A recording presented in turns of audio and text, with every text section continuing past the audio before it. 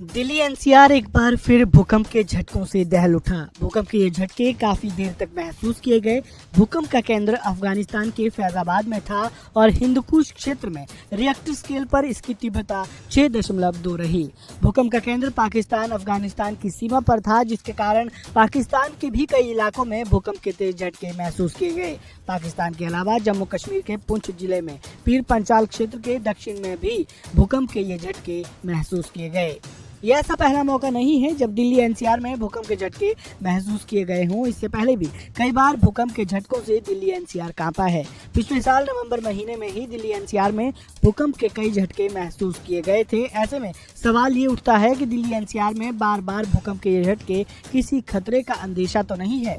दरअसल भूकंप के लिहाज से देश को 4 जोन में अलग अलग बांटा गया है। वहीं दिल्ली को भूकंपीय क्षेत्र जोन 4 में जगह दी गई है। इसमें होने की वजह से राजधानी भूकंप का तेज झटका बर्दाश्त करने की स्थिति में नहीं है। वैज्ञानिकों के मुताबिक धरती के भीतर हलचल बढ़ रही है और यही वजह है कि दिल्ली के साथ साथ उत्तर प्रदेश और कानपुर और लखनऊ जैसे शहरों में भी भूकंप का खतरा मंडरा रहा है। बता दें कि भारत में दिल्ली को हाई रिस्क सिस्मिक जोन में रखा गया है। आइए आपको बताते हैं कि क्या होता है सिस्मिक जोन, भारत में कुल कितने सिस्मिक जोन हैं और राजधानी दिल्ली किस जोन का हिस्सा है। सिस्मिक जोन का मतलब है उच्च जोखिम वाले भूकंपीय क्षेत्र, यानी वो जगह जहां भूकंप आने की संभावना बहुत ज्यादा होती है।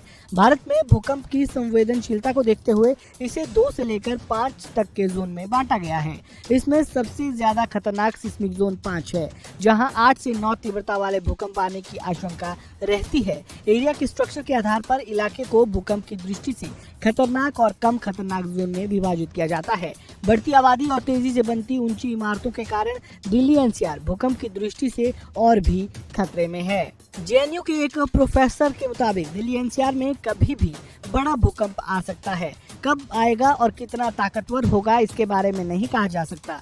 विशेषज्ञों की माने तो बार बार छोटे भूकंपों के आने के कारण धरती के अंदर की गर्मी बाहर निकल जाती है। इस कारण बड़े पैमाने पर यहाँ नुकसान की कोई आशंका तो नहीं होती है, लेकिन बार बार आते ये भूकंप भविष्य के लिए अच्छे नहीं है।